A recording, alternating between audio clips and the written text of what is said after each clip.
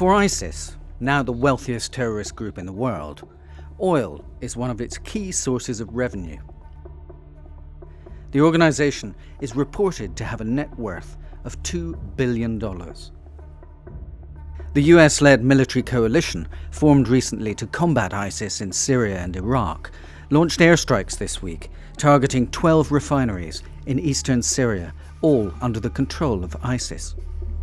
But where is all the cash coming from? ISIS oil is smuggled out to neighbours in Syria, Turkey, Kurdistan and Iran. Oil extracted from northern Iraqi oil fields produce approximately 25 to 40,000 barrels per day, worth $1.2 million on the black market. The biggest recent boost to the coffers came from ISIS' capture of the Iraqi town of Mosul in June, when they looted the city's central bank. It was reported they had got away with $425 million, although this figure is disputed by the Iraqi government. They earn up to $8 million a month through extortion of local businesses, with the imposition of a so-called revolutionary tax. They've made $65 million to date from hostage-taking alone.